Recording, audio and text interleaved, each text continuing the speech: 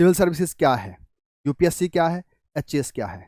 इस तरह के बहुत सारे सवाल हमसे पूछे जाते हैं, तो मैंने डिसाइड किया है क्यों ना इन सवालों का जवाब देने के लिए वीडियो की एक सीरीज चलाई जाए। तो यहाँ पे मैं आपके सामने वीडियोस लेके आऊँगा जहाँ पे मैं डिटेल में बात करूँगा सिविल सर्विसेज के बारे में, कौन कौन से पहलू के ऊपर बात होनी चाहिए, जैसे सिलेबस क्या है, एज क्या है, अटेम्प्ट कितने देने हैं, नोट्स कैसे बनाने हैं, ऑप्शनल को कैसे डिसाइड करना। तो जो मेरी आज की वीडियो रहेगी ये बिल्कुल बेसिक रहेगी कि कौन लोग यूपीएससी की प्रिपरेशन और स्टेट सर्विसेज की प्रिपरेशन कर सकते हैं। तो सबसे पहले समझते हैं सिविल सर्विसेज क्या है।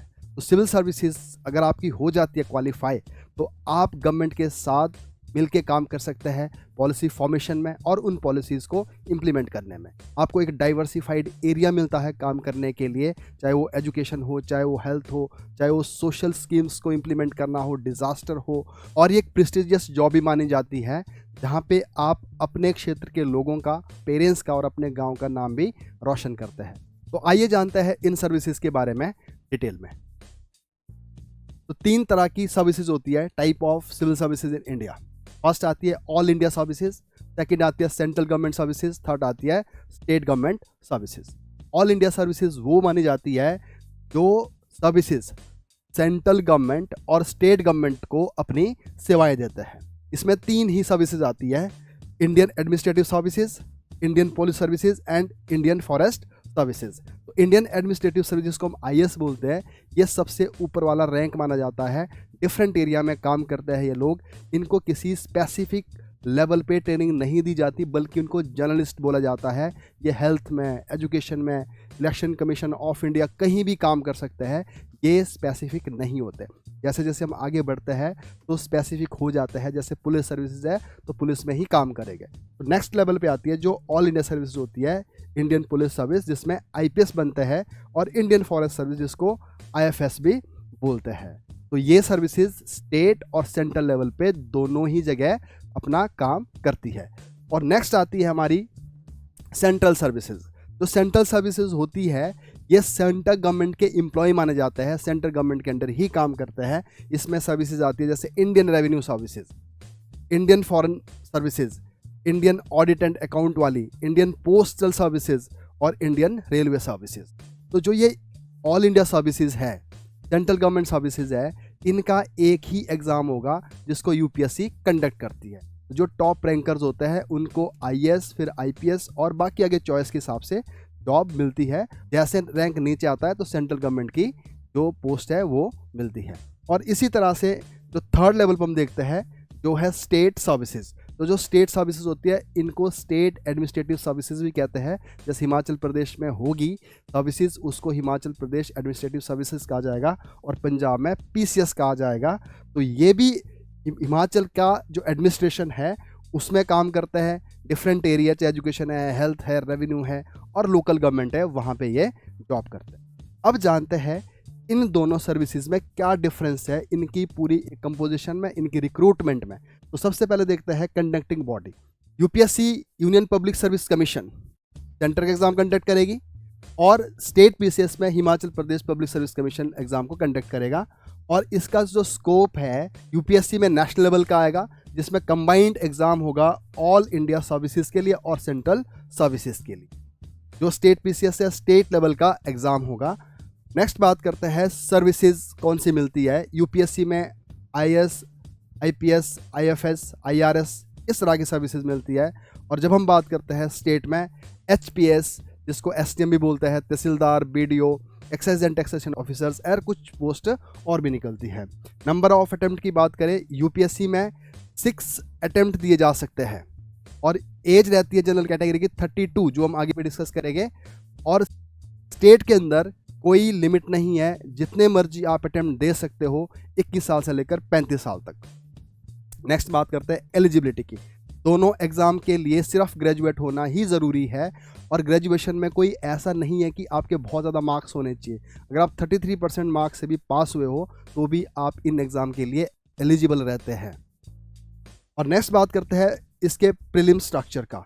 जो प्रीलिम्स होता है उसमें 2 पेपर होते हैं, जीएस एंड सीसेट, और उसी तरह से यूपीएससी में भी 2 पेपर होता है। तो आगे जाके हम डिटेल में, जो नेक्स्ट वीडियो आएगी वहाँ पे हम पूरा बात करेंगे इस एग्ज़ाम के स्ट्रक्चर के बारे में, किस तरह का सिलेबस होता है, किस तरह के एग्ज़ाम की स्टेजेस होती है। तो यहाँ पे मैं थोड़ा सा ब्रीफ ही बता पा रहा हूँ।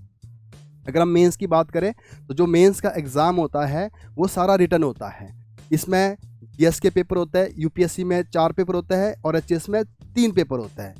ऑप्शनल के पेपर होते हैं, यूपीएससी में भी 2 होते हैं और एचएस में भी 2 होते हैं। उसके बाद एसए का पेपर होगा और 2 पेपर दोनों एग्जाम में लैंग्वेज के रहते हैं।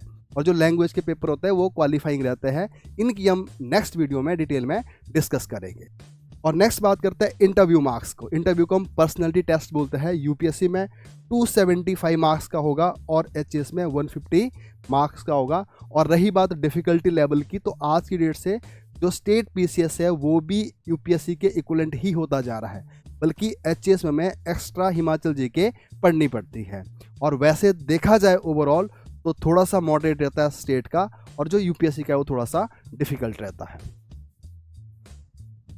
नेक्स्ट बात करते हैं एज क्राइटेरिया की। तो अगर हम एज देखें तो सबसे पहले स्टेट पीसीएस में मिनिमम 21 ईयर है और मैक्सिमम 35 ईयर है। और इसके बाद हमें मिलती है कुछ कैटेगरीज में एज में रिलैक्सेशन, चाहे वो कैटेगरी एससी है, एसटी है, ओबीसी है, पर्सन विद डिसेबिलिटी है, children and grandchildren of freedom fighter of Himachal Pradesh, इन सबको 5 साल का एज रिलैक्सेशन मिलता है। तो इसका मतलब ये 40 ईयर तक अपने एग्ज़ाम दे सकता है।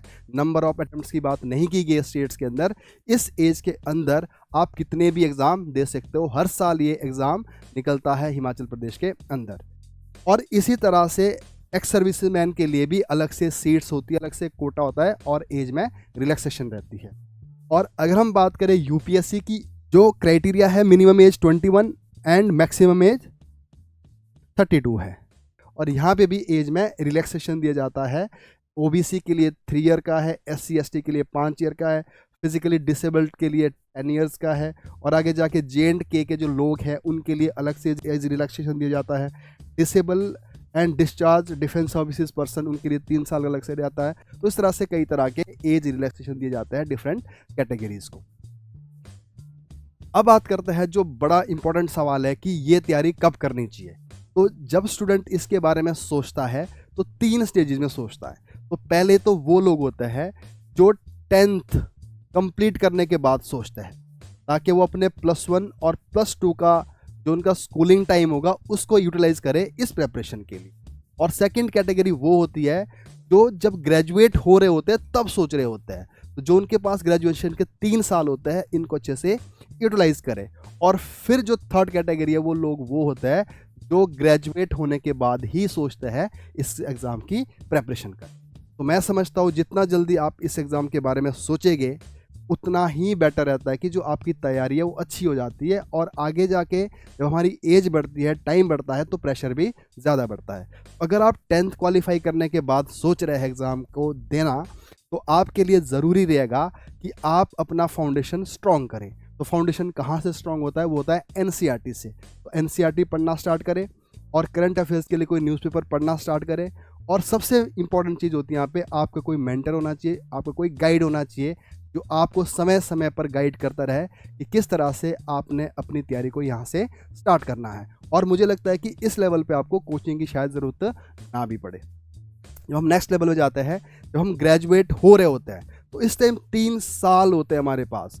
जब हम पहले ही माइंड बना देते हैं कि अगर हमने सिविल सर्विसेज की तरफ जाना है तो हम सब्जेक्ट भी वही ऑप्ट करते हैं, क्योंकि सिविल सर्विसेज के अंदर 90% ह्यूमैनिटी के सब्जेक्ट ही काम करते हैं। जो साइंस है वो उतना ज़्यादा काम नहीं करती।